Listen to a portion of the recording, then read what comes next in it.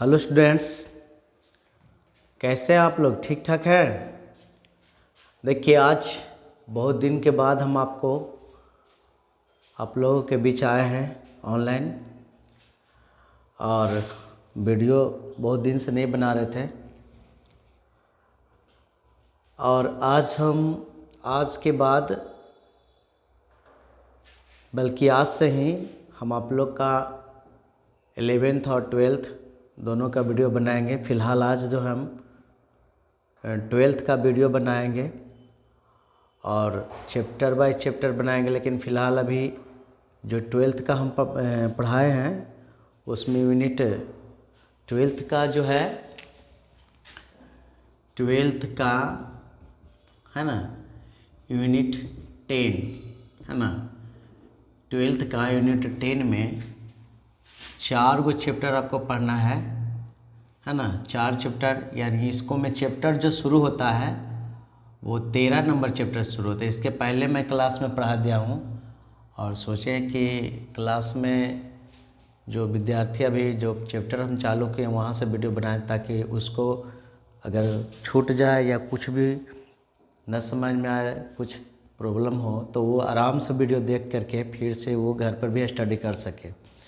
इसके अलावा जो अदर स्टूडेंट्स हैं जो ऑनलाइन मतलब कि देखते होंगे यूट्यूब वगैरह, तो इसको हम यूट्यूब पर लोड कर देंगे इस वीडियो को, और आप जितना देर ठहरा के आप देख सकते हैं, ठीक है। जैसा कि हम आपको बता रहे थे कि 12th में क्लास जो है, क्लास 12th का यूनिट 10 में मतलब 10वां इकाई में चैप्टर नंबर 13, 14, 15 और 16 ये पढ़ना है, ठीक है ना।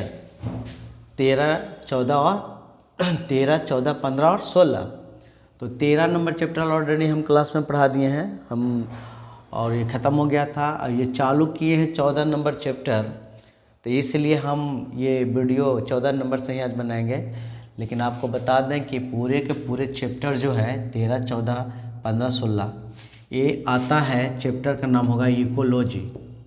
ये जो है 13, 14 और 15 में इकोलॉजी के बारे में पढ़ना है। इस यूनिट में पढ़ना है इकोलॉजी, जिसको आप कहते हैं पारिस्थितिकी, ठीक है। पारिस्थितिकी के बारे में पढ़ना है। इस पारिस्थितिकी में ही 13, 14, 15 और 16 चैप्टर आपको पढ़ना है, ठीक है। तो 13 नंबर में देखिए सभी में जो है, पहले देखिए ये 13, 14, 15, 16 में जो चैप्टर में जो पढ़ना आपको इकोलॉजी, तो इकोलॉजी को अगर कॉमन रूप से अगर डिफिनीशन बताएंगे आपको इकोलॉजी में क्या, इसके अंतर्गत इस 13, 14, 15 चैप्टर में क्या बात होगी वो तो अभी बताएंगे। लेकिन जानिए कि 13 में जीवों और उसके समष्टि के बारे में, मतलब उसके ऑर्गेनिज्म और पॉपुलेशन के बारे में जानना है कि दोनों जीव क्या है, उसके पॉपुलेशन कैसे, मतलब आबादी कैसे बढ़ा, उसका वातावरण के साथ कैसा संबंध है, ठीक है। 14 में इकोसिस्टम के बारे में पढ़ना है, जो कि आज हम इसी के बारे में पढ़ाएंगे। इकोसिस्टम, पारिस्थितिक तंत्र के बारे में, है ना।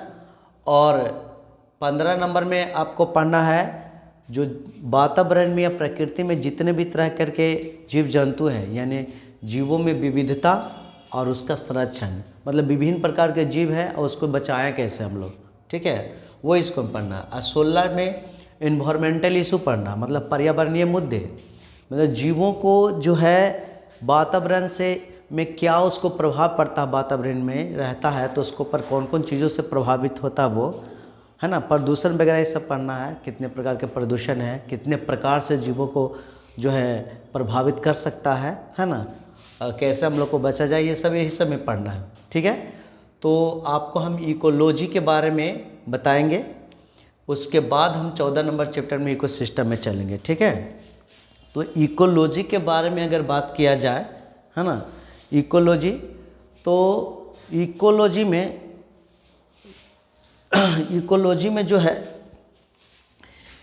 इकोलॉजी, ठीक है। तो हम आपको चलते हैं इकोलॉजी के बारे में, उसके बाद आपको 14 चैप्टर में थोड़ा इकोलॉजी के बारे में बता दें आपको। इकोलॉजी जो यूनिट में है इकोलॉजी, है ना, इसको हिंदी में कहेंगे पारिस्थितिकी, पारिस्थितिकी, ठीक है। इसको में थोड़ा इंक है जो कम उग रहा होगा, कल अगले वाले वीडियो में हम आपको दूसरा ब्लैक इंक से लिखेंगे तो आपको समझ में आएगा। देखिए इकोलॉजी पारिस्थितिकी है क्या, ठीक है। देखिए समझिएगा तब पारिस्थितिकी इसको में पढ़ना क्या है, समझ आइए ध्यान से। इकोलॉजी क्या है कि प्रकृति में जितने भी तरह के जीव जंतु है ना, जितने भी तरह के जीव जंतु, अगर उसको हम लोग शॉर्ट में बोला जाए, मतलब अगर सम्मिलित रूप में बोला जाए इकोलॉजी की बात करेंगे तो इकोलॉजी के अंतर्गत प्रकृति में जितने भी तरह के जीव जंतु हैं, जीव जंतु जैसे कि प्लांट्स, पेड़ पौधे है ना, जितने भी प्लांट्स है, पादप जगत है, उसके बाद एनिमल्स, जितने भी जंतु हैं, और बहुत छोटे छोटे जीव माइक्रो ऑर्गेनिजम्स है ना, बैक्टीरिया, वायरस है ना, कुछ तो मतलब कि शैवाल भी कुछ बहुत छोटा होता है, तो कवक है, तो जितने भी तरह के माइक्रो ऑर्गेनिज्म, कुछ कवक तो बहुत बड़े बड़े भी हैं, तो सूक्ष्म जीव, पेड़ पौधे, जंतु, जितने भी तरह के छोटा बड़ा सब जितने भी जीव हैं, उसका जो है वातावरण, उसके आसपास वातावरण के बीच कैसा संबंध है, एक दूसरे से किस प्रकार से पारस्परिक संबंध रखता है, इसी के अध्ययन को हम लोग क्या कहेंगे, इकोलॉजी कहेंगे। यानी कहने का मतलब है कि अगर ये प्रकृति है, ये पृथ्वी है ना, तो यह प्रकृति के जितने भी जीव हैं, प्रकृति के जितने भी जीव हैं, प्रकृति के सभी जीवों है ना, प्रकृति के सभी जीवों का जो संबंध है वो आसपास के जो है वातावरण, जैसे कि वायु है ना, वायु, ठीक है। उसके बाद मृदा बोले तो मिट्टी, यानी एयर है, वायु एयर, मृदा यानी सॉइल है ना। उसके बाद वाटर यानी जल है ना। तो ये जितने भी तरह करके जो वातावरण बनाने में जल, वायु, मृदा का अहम भूमिका, यह आवास के रूप में भी काम करता है। तो प्रकृति के सभी जीवों, जितने भी प्रकृति में जीव है, इसका जो है वायु से, इसका जो है मृदा से, ये सभी जीवों का जो संबंध है वो जल से, किस प्रकार से एक दूसरे के बीच अनुरासन संबंध होता है, उसी को हम लोग क्या कहते हैं, इकोसिस्टम कहते हैं। ऐसा नहीं है कि खाली प्रकृति का जो है वायु से लाभ लेता है, ऐसा नहीं है, बल्कि प्रकृति में रहने वाला जीव भी है जो कभी कभी वायु, मृदा और जल ये सब का संरक्षण करता है, उसको बचाता भी है कई रूपों में, उसको जोगाना भी बहुत ज़रूरी है, समझ गए। तो प्रकृति के सभी जीवों और उसके आसपास उसके बाहरी वातावरण है ना, बाहरी वातावरण में जितने भी वायु, जितने भी मतलब कि फैक्टर्स हैं, कारक हैं, जो जीवों के लिए बहुत ज़रूरी है, वो सब आपस में एक दूसरे से परस्पर संबंध बना करके और क्या करता है, इकोलॉजी का निर्माण। उसी को क्या कहते हैं, इकोलॉजी या पारिस्थितिक तंत्र कहते हैं, ठीक है। तो ये इकोलॉजी है। अब देखिए कि जो इकोलॉजी है, इस इकोलॉजी शब्द का जो है उच्चारण सबसे पहले किसने किया था। देखिए इकोलॉजी शब्द का जो उच्चारण है वो सबसे पहले, ये जो इकोलॉजी है ना, अब देखिए पारिस्थितिक तंत्र का कोई नाम नहीं देता है जी, हिंदी में तो नाम जो है, हिंदी में तो नाम दिया गया है, एक्चुअली में इकोलॉजी है ना, इसको हिंदी में भी इकोलॉजी आपको लिखना होगा।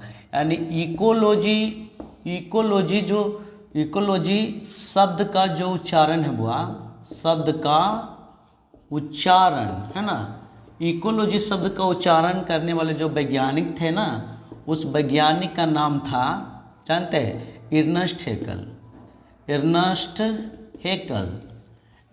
हेकल नाम के वैज्ञानिक जो है सबसे पहले 1866 ईस्वी में, 1866 है ना, 1866 ईस्वी में ये जो है क्या किए, इकोलॉजी शब्द का उच्चारण किए। लेकिन बाद में एक और वैज्ञानिक आए जिनका नाम है एच रीटर है ना, एच रीटर नाम के वैज्ञानिक जो है इकोलॉजी, है ना, ये एच रीटर नाम के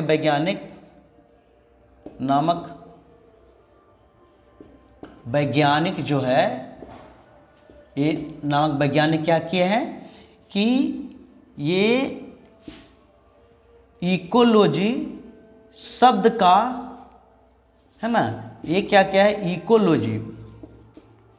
इकोलॉजी शब्द, ठीक है, ये इकोलॉजी शब्द का प्रयोग किए थे, सबसे पहले इसका प्रयोग किए, उच्चारण ये किए, है ना, यूज यानी प्रयोग इन्होंने किए थे 1868 ईस्वी में, ठीक है। ये इकोलॉजी का बात हुआ। अब इसी इकोलॉजी में आपको इकोलॉजी का अगर डिफिनेशन के तौर पे देना है तो इकोलॉजी के अंतर्गत इकोसिस्टम के संरचना और उसके कार्य का क्या किया जाता है, वर्णन किया जाता है। यानी इकोलॉजी की अगर बात करेंगे, ठीक है, इसको समझ आएगा। ये तो समझ गया कि इकोलॉजी शब्द का उच्चारण नष्ट हेकल 1866 ईस्वी में किया था, और इकोलॉजी जो है, इकोलॉजी जो शब्द का प्रयोग किया बाद में, वो 1868 ईस्वी में कौन किया, एच रीटर नाम के वैज्ञानिक ने किया, ठीक है। अब देखिए नेक्स्ट है कि जो इकोलॉजी जो है, इसको में किस चीज़ का अध्ययन किया जाता है, इकोलॉजी है क्या, है ना, इकोलॉजी क्या है। तो इकोलॉजी क्या है कि अगर बात करते हैं तो इकोलॉजी जो है, समझिए ध्यान से, इकोलॉजी के अंतर्गत इकोसिस्टम माने पारिस्थितिक तंत्र के संरचना एवं कार्य का क्या किया जाता है, अध्ययन करते हैं हम लोग, समझ गए, इकोलॉजी के अंतर्गत। यानी कहने का मतलब है कि इकोलॉजी के अंतर्गत, इकोलॉजी के अंतर्गत, है ना, इकोलॉजी के अंतर्गत इकोसिस्टम यानी पारिस्थितिक तंत्र का संरचना एवं कार्य, संरचना एवं कार्य का अध्ययन करते हैं, है ना, संरचना एवं कार्य का अध्ययन करते हैं, समझ जाएगा ध्यान से। यानी इकोलॉजी में क्या करना है जी, इकोलॉजी के अंतर्गत इकोसिस्टम, है ना, इकोसिस्टम को हम लोग हिंदी में करेंगे पारिस्थितिक तंत्र या पारितंत्र भी कहा जाता है, पारिस्थितिक तंत्र या पारितंत्र, ठीक है। तो इकोलॉजी के अंतर्गत इकोसिस्टम और या इसको हिंदी में कहेंगे पारिस्थितिक तंत्र का संरचना, उसका क्या बनावट है, मतलब इकोसिस्टम बना कैसे, ठीक है, और वो कैसे कार्य करता है, इसका अध्ययन कर रहे हैं। जैसे कि आप लोग फर्स्ट टर्म में पढ़े होंगे उत्तक के बारे में, तो उत्तक में उत्तक को चीज़ से बना, उत्तक बना कोशिका से। तो कोशिका क्या है, कोशिका उत्तक का क्या है, कोशिका जीवों का पूरा कह सको, कोशिका जो है जीवों का संरचनात्मक और क्रियात्मक इकाई है। उसी तरह से पूरे इकोसिस्टम का संरचनात्मक और क्रियात्मक इकाई कौन है, पूरे इकोलॉजी का संरचनात्मक और क्रियात्मक इकाई कौन है, इकोसिस्टम होता है। तो ये जो इकोसिस्टम है, इसी को 14 चैप्टर में पढ़ना है आपको, ठीक है। तो अब हम स्टार्ट करेंगे 14 चैप्टर में इकोसिस्टम, ठीक है। तो अब हम चलेंगे इकोसिस्टम के बारे में। तो आज का जो हेडिंग है एक्चुअली में वो इकोसिस्टम के बारे में आपको पढ़ना है। तो यहाँ पर है चैप्टर नंबर 14, है ना, 12th का, और चैप्टर का नाम है इकोसिस्टम, है ना, इकोसिस्टम जिसको कहेंगे पारिस्थितिक तंत्र, या इसको पारितंत्र भी कहा जाता है, पारितंत्र भी इसको आप कह सकते हो, है ना, इकोसिस्टम यानी पारिस्थितिक तंत्र, ठीक है। अब सवाल है कि इकोसिस्टम शब्द का उच्चारण सबसे पहले किसने किया, सबसे पहले इकोसिस्टम शब्द का उच्चारण किसने किया था, ठीक है। तो इकोसिस्टम शब्द का उच्चारण सबसे पहले जो है, इकोसिस्टम शब्द का उच्चारण, इकोसिस्टम शब्द, है ना। देखिए इकोसिस्टम हम इसीलिए लिख देते हैं क्योंकि इकोसिस्टम जब कोई वैज्ञानिक जो है शब्द का उच्चारण किया तो ये हिंदी वाला का नहीं किया, पारिस्थितिक तंत्र नहीं, ये तो समझ बुझ कर बनाया गया है हिंदी में। एक्चुअली में इकोसिस्टम को भी आप हिंदी में इको सिस्टम ही लिखिएगा शब्द का उच्चारण जब लिखना है तो, ठीक है। तो इकोसिस्टम शब्द, है ना, इकोसिस्टम शब्द का उच्चारण जो है ना, सबसे पहले जो वैज्ञानिक किए थे और वो कौन थे, सर एजी टांसले ने, सर एजी टांसले ने कब किया था, 1935 ईस्वी में। कब किए थे, 1935 ईस्वी में किए थे। तो सर एजी टांसले ने इकोसिस्टम शब्द का सबसे पहले उच्चारण किए थे, मतलब यही इन्होंने ही सबसे पहले इकोसिस्टम नाम दिया, ठीक है। अब है कि इकोसिस्टम है क्या, क्या है इकोसिस्टम, अभी भी बताएं, पहले भी आप लोग ध्यान से अगर देखे होंगे तो, ecosystem is a structural and functional unit of ecology. ये जो है इकोलॉजी का मतलब कि पारिस्थितिकी का संरचनात्मक और क्रियात्मक इकाई है, ठीक है। इकोसिस्टम, इकोसिस्टम किसका है, एक समझिएगा, ये जो इकोसिस्टम है ना बुआ, ये इकोसिस्टम जो है इकोलॉजी का, इकोलॉजी का, है ना, इकोसिस्टम जो है इकोलॉजी का संरचनात्मक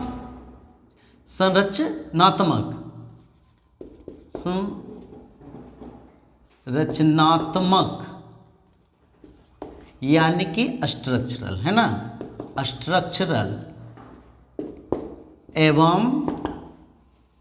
क्रियात्मक यानी फंक्शनल यूनिट यानी इकाई होता है, ठीक है। संरचनात्मक और फंक्शनल यूनिट यानी इकाई होता है, ठीक है। तो इसी को हम लोग क्या कहेंगे, इकोसिस्टम करेंगे, यानी इकोसिस्टम जो है इकोलॉजी का, पारिस्थितिकी का, मतलब पारिस्थितिक तंत्र जो है या पारितंत्र जो है पारिस्थितिकी का, यानी इकोलॉजी का संरचनात्मक यानी स्ट्रक्चरल एवं क्रियात्मक यानी फंक्शनल यूनिट है। मतलब इस यही जो है कार्य जिस ढंग से करेगा, जिस तरह से पारिस्थितिक तंत्र कार्य करेगा, जो इसका संरचना होगा, है ना, उसी के हिसाब से जीव जंतु का जीवन जो है गुजर बसर करने के लिए उचित होगा, ठीक है। तो अब पढ़ना कि इकोसिस्टम जो बना कैसे, इकोसिस्टम का निर्माण कैसे हुआ, ठीक है। इकोसिस्टम का निर्माण कैसे हुआ, तो देखिए इकोसिस्टम के निर्माण में दो तरह के फैक्टर भाग लेते हैं, जैविक और अजैविक, ठीक है, जैविक और अजैविक फैक्टर। उसको आप देखिए, जैविक और अजैविक फैक्टर यानी कंपोनेंट ऑफ इकोसिस्टम, ठीक है। अब पढ़ना है कंपोनेंट ऑफ इकोसिस्टम, इकोसिस्टम का जो है घटक, कौन कौन घटक मिल कर करके इकोसिस्टम का निर्माण कर रहा है, ठीक है। तो देखिए कोई भी इकोसिस्टम में वो तो प्रकार बताएंगे, कितने प्रकार के इकोसिस्टम तो आगे की बात है, लेकिन जान लीजिए, देखिए पेन चल नहीं रहा है ठीक से, देखते हैं चलता है कि नहीं। देखिए इकोसिस्टम की अगर बात करते हैं तो इकोसिस्टम यानी पारिस्थितिक तंत्र, पारिस्थितिक तंत्र, ठीक ना, पारिस्थितिक तंत्र, ठीक है। पारिस्थितिक तंत्र का जो कंपोनेंट है, आप कह सकते हैं यहाँ पर आप जोड़ सकते हो कंपोनेंट ऑफ इकोसिस्टम, है ना, कंपोनेंट ऑफ इकोसिस्टम, पारिस्थितिक तंत्र का घटक, है ना, पारिस्थितिक तंत्र का घटक। तो देखिए पारिस्थितिक तंत्र का दो घटक हैं, कितने घटक हैं, दो घटक हैं। इसको पारिस्थितिक तंत्र के घटक को दो घटकों में बांट दिया गया है, क्योंकि पारिस्थितिक तंत्र में दो घटक हैं। पहला इसको ए में हम मान लेते हैं biotic component, biotic component, component, ठीक है। बायोटिक कंपोनेंट, बायोटिक कंपोनेंट का मतलब जैविक घटक, जैविक घटक, है ना। और दूसरा है एबायोटिक कंपोनेंट, एबायोटिक कंपोनेंट, ठीक है जी। एबायोटिक कंपोनेंट, इसको कहेंगे अजैविक घटक, अजैविक घटक, ठीक है। ये हो गया दूसरा अजैविक घटक। और देखिए जैविक घटक की अगर बात करते हैं, जैविक घटक का, तो देखिए जैविक घटक में कौन आएगा, जैविक घटक में जो है, जैविक घटक में प्रकृति में पाए जाने वाला या किसी भी इकोसिस्टम में, किसी भी पारिस्थितिक तंत्र में पाए जाने वाला जीव आएंगे। और वो जीव चाहे पेड़ पौधा हो सके, पेड़ पौधे हो सकते हैं, जंतु हो सकते हैं, माइक्रो ऑर्गेनिज्म हो सकते हैं, मतलब सूक्ष्म जीव हो सकते हैं। तो जैविक घटक को आप जो है 3 भाग में बांट सकते हैं, ठीक है। जैविक घटक को 3 भाग में बांट सकते हैं आप।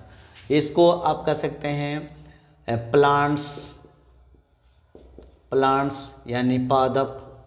अभी पादप में छोटा बड़ा सब आ जाएगा, वैसे तो पादप एक अलग चैप्टर ही पढ़ना है, क्लासिफिकेशन पढ़े होंगे आप लोग।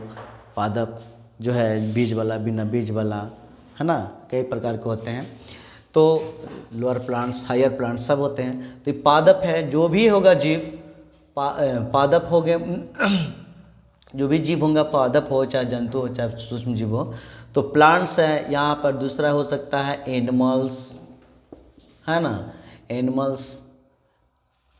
एनिमल्स में आप हिंदी तो जानते ही हैं, जंतु या प्राणी जो भी लिखना है, जंतु, है ना, जंतुएं, जंतुएं।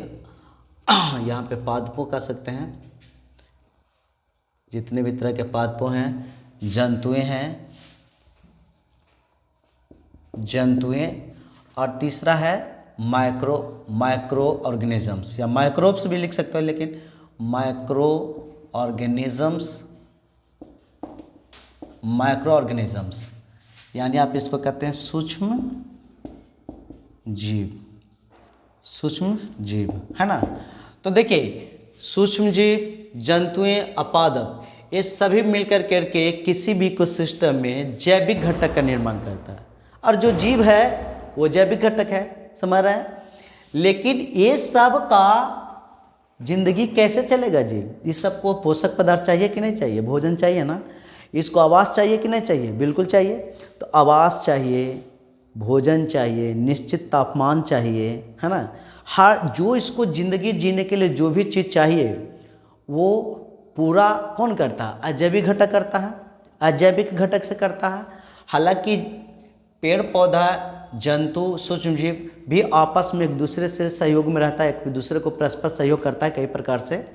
लेकिन इसके अलावा जो ये सब जीव किसी न किसी रूप में, इस सभी जीवों को जीने के लिए, उसके अस्तित्व को बनाए रखने के लिए अजैविक घटक की अहम भूमिका होती है, ठीक है। और वो अजैविक घटक जो हो गए, वो अजैविक घटक को जो है 3 प्रकार में बांटा गया है। इसको अजैविक घटक को कितने प्रकार में बांटा गया बुआ, 3 प्रकार में बांटा गया। एक है फिजिकल फैक्टर, फिजिकल फैक्टर, ठीक ना। फिजिकल फैक्टर मतलब आप हिंदी इसको कहते हैं भौतिक कारक, भौतिक कारक, ठीक है। ये हो गया पहला फिजिकल फैक्टर। और दूसरा है इडैफिक फैक्टर, इडैफिक फैक्टर। इडैफिक फैक्टर का मतलब जलवायु कारक, जलवायु कारक, समझिएगा ध्यान से। जलवायु कारक, भौतिक कारक, जलवायु कारक। और तीसरा है पोषक यानी न्यूट्रिएंट्स, न्यूट्रिएंट्स।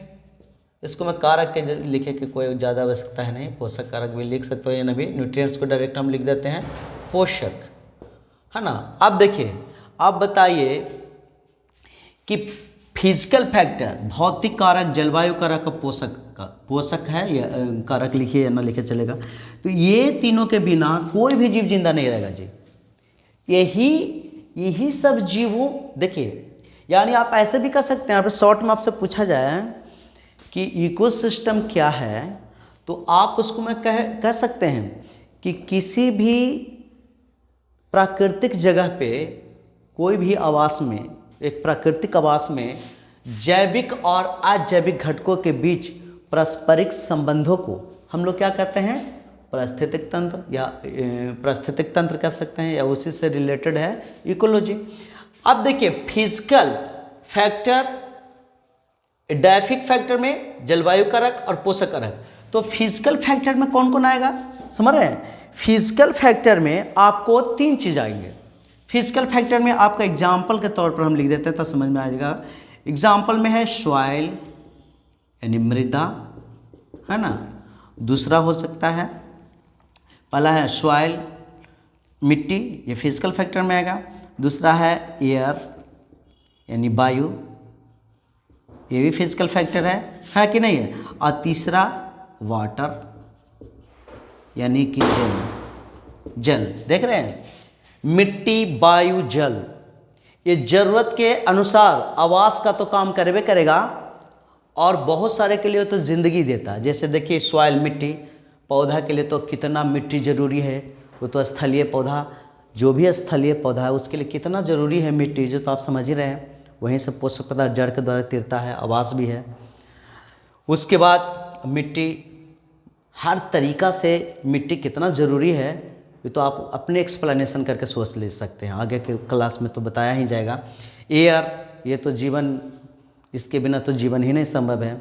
एयर, वायु, वायु कितना ज़्यादा ज़रूरी है वो भी आप समझ रहे हैं। जल कितना ज़रूरी है। तो ये सब मृदा, वायु, जल, ये आवास के साथ साथ ज़िंदगी जीने के लिए ज़रूरी होता है। और ये सब का संबंध क्या है, फिजिकल फैक्टर में आता है, पादप, जंतु और सूक्ष्म जीवों के लिए। ऐसा नहीं कि ये सूक्ष्म जीव भी है जो इसको भी आवास से बनाएगा, इसको भी रहने का जगह, इससे ही पोषक पदार्थ की प्राप्ति वो करेगा कैसे न किसी तरीक़े से। उसके बाद एडैफिक फैक्टर, देखिए दूसरा एडैफिक फैक्टर, पहला था फिजिकल फैक्टर और दूसरा एडैफिक फैक्टर जलवायु। तो जलवायु का निर्माण कैसे होगा?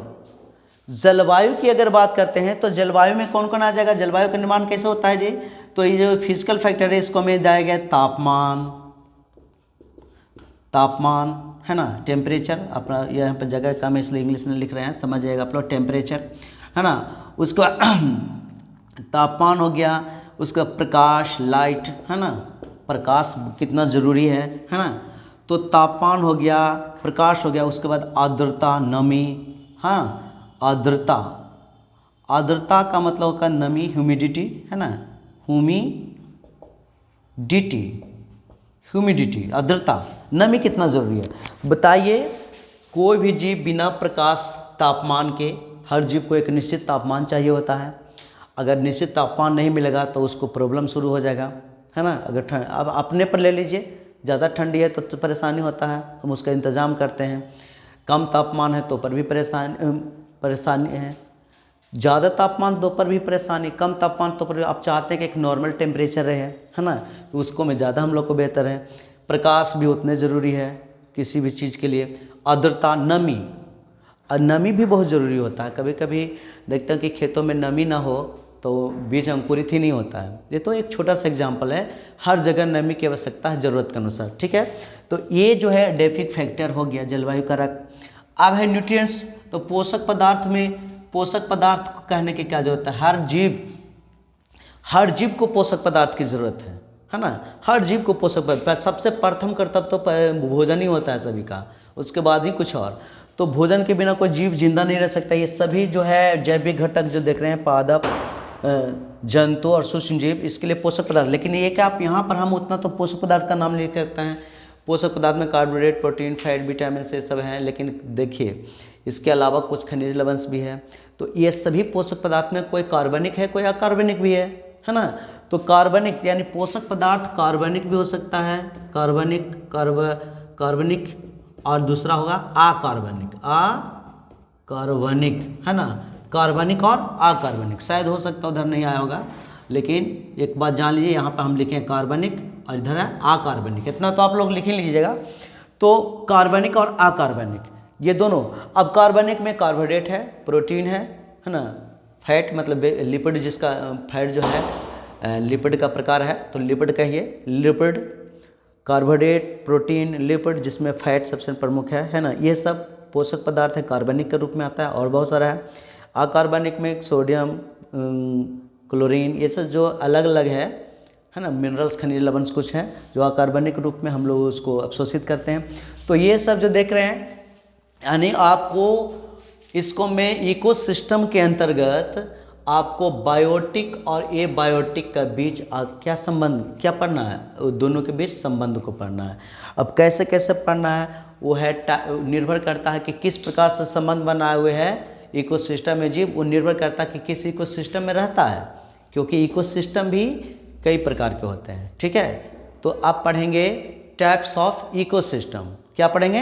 Types of ecosystem. ठीक है, तो देखिए टाइप्स ऑफ इकोसिस्टम अब पढ़ेंगे, आप लोग देखिए, जिसको थोड़ा ध्यान दीजिएगा इसको। अब हम आपको बताने जा रहे हैं टाइप्स ऑफ इकोसिस्टम। इकोसिस्टम कितने प्रकार के हैं, ठीक है, छोटे लेवल से लेके बड़े लेवल तक के आपको हम यहाँ पर इकोसिस्टम के बारे में बताएंगे। अब बारी बारी से आपको इकोसिस्टम के बारे में हम आपको बताएंगे कि किस इकोसिस्टम में कौन सा जीव कैसे और किस तरह के जैविक घटक इस इकोसिस्टम में है, किस तरह के जैविक घटक उस इकोसिस्टम में। तो इकोसिस्टम को, पूरे इकोसिस्टम को अगर पहले देखा जाए तो हम उसको भी दो भागों में बांटेंगे। पहले एक इकोसिस्टम ऐसा जो प्रकृति में अपने आप बना, उसको कोई मानव नहीं बनाया, उसको कहेंगे नेचुरल इकोसिस्टम, प्राकृतिक पारिस्थितिक तंत्र। ठीक है, और दूसरा है जो मानव अपने स्वार्थ के चलिए, अपने स्वार्थ के चलते, अपने ज़रूरत के अनुसार, है ना, आवश्यकता अनुसार उसको बनाया ताकि उसका ज़िंदगी संभर सके, उससे फ़ायदा ले सके, तो वो हो गया आर्टिफिशियल इकोसिस्टम, यानी कि कृत्रिम पारिस्थितिक तंत्र। ठीक ना। तो पहले अगर हम देखें, ज़रा ध्यान से आप लोग देखिएगा, यानी आप कह सकते हैं types of ecosystem, types of ecosystem यानी पारिस्थितिक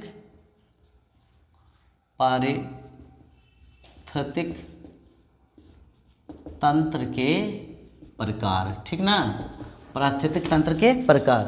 पारिस्थितिक तंत्र के अगर प्रकार की बात करेंगे तो देखिए इसको जो है पहले हम दो भागों में बांट देते हैं आप लोग, तो समझिएगा ध्यान से। एक है नेचुरल इकोसिस्टम। ठीक ना, नेचुरल इकोसिस्टम, इसको कहेंगे प्राकृतिक पारिस्थितिक तंत्र। ठीक है, प्राकृतिक पारिस्थितिक तंत्र। और दूसरा है, पेन हो नहीं रहा है, एक मिनट, और दूसरा है आर्टिफिशियल इकोसिस्टम, इसको हम लोग कहेंगे कृत्रिम पारिस्थितिक तंत्र। ठीक है, तो नेचुरल इकोसिस्टम की अगर बात करते हैं तो जो नेचुरल इकोसिस्टम है बुआ, नेचुरल इकोसिस्टम में प्रकृति में अपने आप बना है। ठीक है, और आर्टिफिशियल इकोसिस्टम को हम लोग बनाएं। तो नेचुरल इकोसिस्टम की अगर बात करते हैं तो आप देखिए, चूंकि बोर्ड यहाँ पे छोटा होगा तो पहले हम आपको नेचुरल इकोसिस्टम में बताते हैं कौन कौन आता है, उसके बाद फिर बताएंगे आर्टिफिशियल, जान लीजिए कि दो है। तो देखिए जैसे कि हम पहले चलेंगे नेचुरल इकोसिस्टम का, तो जान गए प्राकृतिक पारिस्थितिक तंत्र और कृत्रिम पारिस्थितिक तंत्र। अब इसको हम पारिस्थितिक नेचुरल इकोसिस्टम यानी प्राकृतिक पारिस्थितिक तंत्र में कौन कौन आएगा और कैसे कैसे इसको पढ़ना है, जैसे देखिए यहाँ पर अगर देखें नेचुरल इकोसिस्टम। ठीक है, नेचुरल इकोसिस्टम है ना, पता नहीं आज का है पेन नहीं हो रहा है, या प्राकृतिक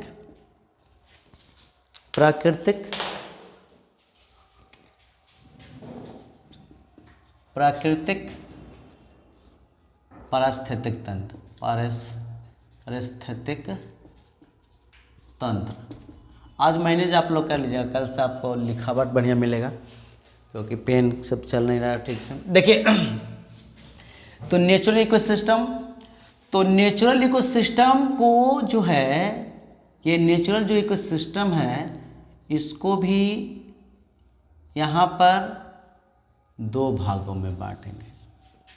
नेचुरल इकोसिस्टम को दो भागों में बांटेंगे, ठीक है, आवास के आधार पे। एक है टेरेस्ट्रियल, ठीक ना, टेरेस्ट्रियल। टेरेस्ट्रियल का मतलब होता है बुआ, टेरेस्ट्रियल का मतलब होता है स्थलीय, स्थलीय, ठीक ना, स्थलीय। और दूसरा है एक्वेटिक। पहला है टेरेस्ट्रियल और दूसरा है एक्वेटिक। एक्वेटिक मतलब जलीय, ठीक ना, जलीय। तो देखिए प्राकृतिक पारिस्थितिक तंत्र चाहे तो स्थल पर बनेगा या फिर जल में बनेगा, यही बहुत बड़ा पारिस्थितिक तंत्र है।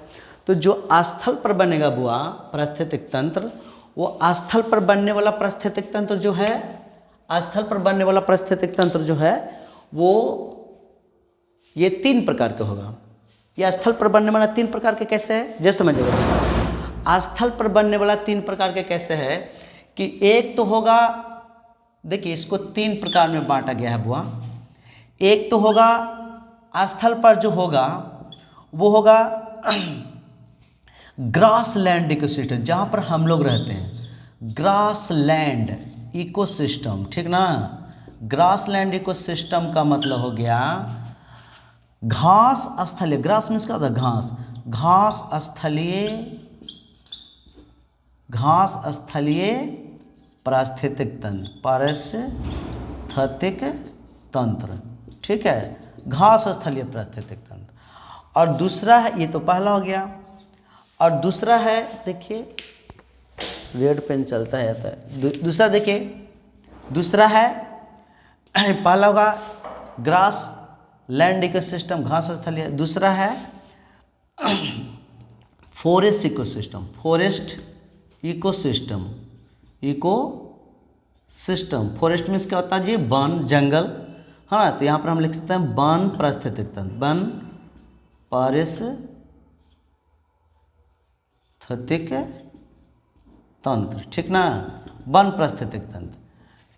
इसमें वन में रहने वाले सभी जीवों का पारस्परिक संबंध पढ़ना है। इसमें ग्रासलैंड जहाँ पर हम लोग हैं, घास स्थलीय जहाँ पर बहुत ज़्यादा घास मिलता है। और तीसरा है डिजर्ट, डिजर्ट इकोसिस्टम, ठीक ना। डिजर्ट इकोसिस्टम का मतलब हो गया, मतलब डिजर्ट मीन्स क्या होता है, मरुस्थलीय, जहाँ पर बलुआई, जहाँ पर पानी की बहुत स्कार्सिटी, पानी की कमी, जहाँ पर ऊँट वगैरह या कांटीले पौधे होते हैं, है ना, एडेप्टेशन के लिए, अनुकूलन के लिए। तो यहाँ पे डिजर्ट माने मरुस्थलीय, मरुस्थलीय पारिस्थितिक तंत्र,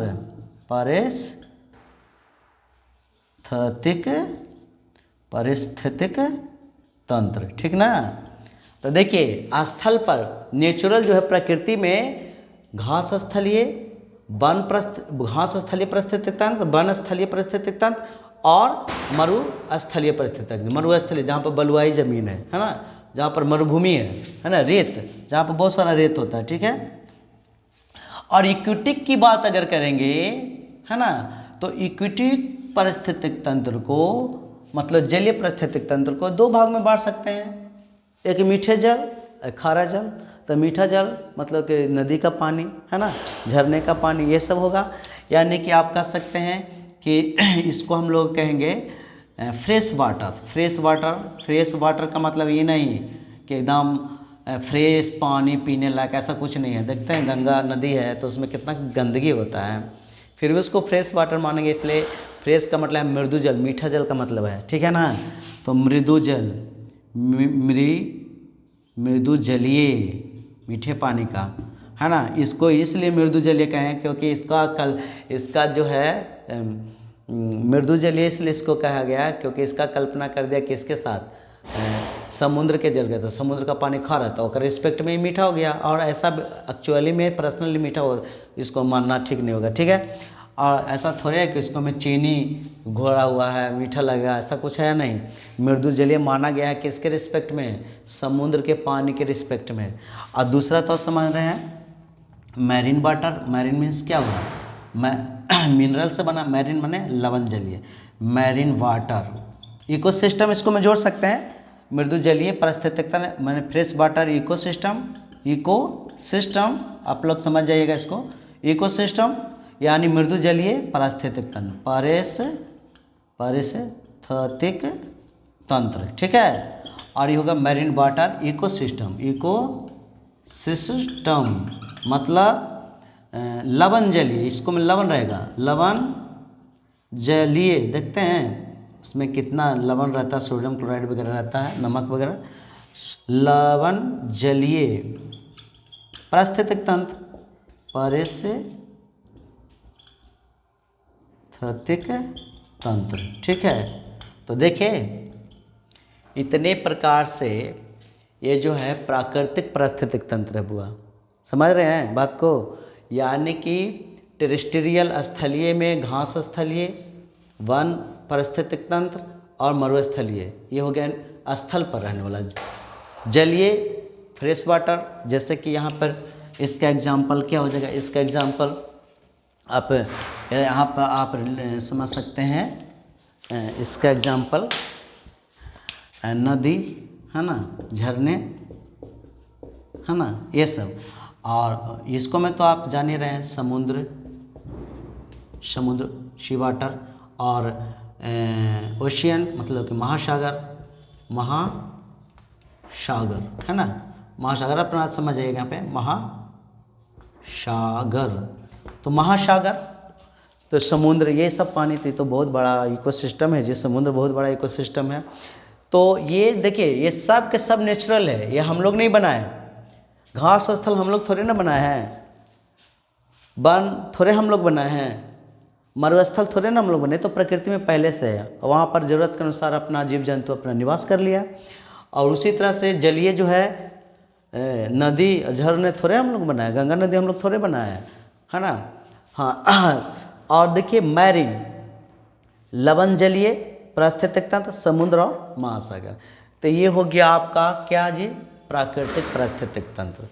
अब आर्टिफिशियल में कौन कौन आएगा, ठीक है, आर्टिफिशियल में अगर देखा जाए है ना, आर्टिफिशियल में देखा जाए तो आर्टिफिशियल को देखिए, इसको में कौन कौन आएगा जो समझिएगा ध्यान से। आर्टिफिशियल की बात करते हैं तो मतलब मानव निर्मित, मानव द्वारा जो बनाया गया है कृत्रिम तरीके से है ना, तो आर्टिफिशियल की बात करते हैं, आर्टिफिशियल इकोसिस्टम, ठीक ना, इकोसिस्टम, आर्टिफिशियल इकोसिस्टम यानी कि कृत्रिम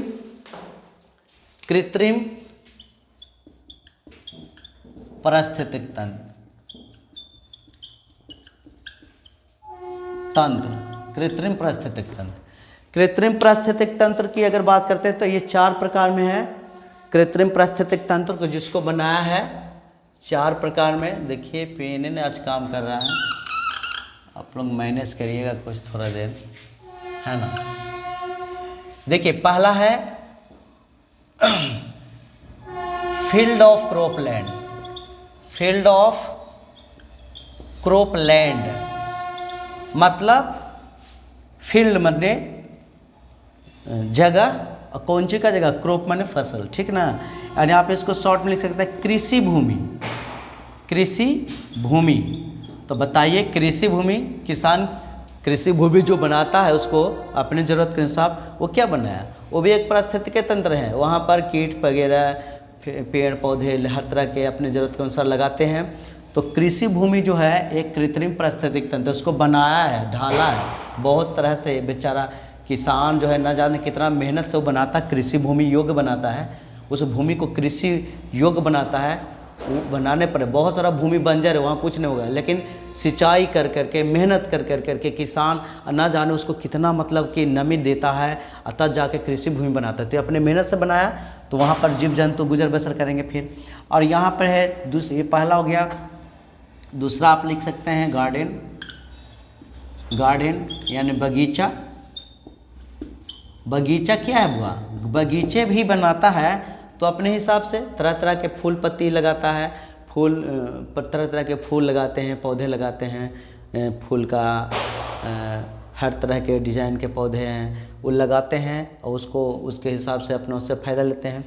और तीसरा है ये गार्डन हो गया, पार्क। पार्क पार्क तो जानबे करते हो आप लोग, पार्क टहलने का एक जरिया बना लिया लोग वहाँ पे, है ना, एंटरटेनमेंट का साधन भी बना लिया है पार्क। और ये हो गया तीसरा। और चौथा है, चौथा क्या है? चौथा है एक्वेरियम, है ना, aquarium. Aquarium means aquarium, aquarium मतलब जीव जलशाला, जीव जलशाला। इसको में जीवों को पाला जाता है पानी में, एक जीव जलशाला में, है ना। तो ये सब जो बनाया गया है बुआ, वो क्या बनाया गया? मानव द्वारा बनाया गया है, ठीक है। तो ये है कृत्रिम पारिस्थितिक तंत्र, ठीक है। जैसे कि जीव जलशाला तालाब वगैरह बनाता है तो मनुष्य अपनी मर्जी से बनाता है, खोद खाद के बनाता है गड्ढा करके। तो ये जीव जलशाला हर तरह के डिजाइन का जीव जलशाला बनाया जा सकता है ज़रूरत के अनुसार, वह फैसिलिटी के अनुसार। तो ये हो गया आपका कृत्रिम पारिस्थितिक तंत्र।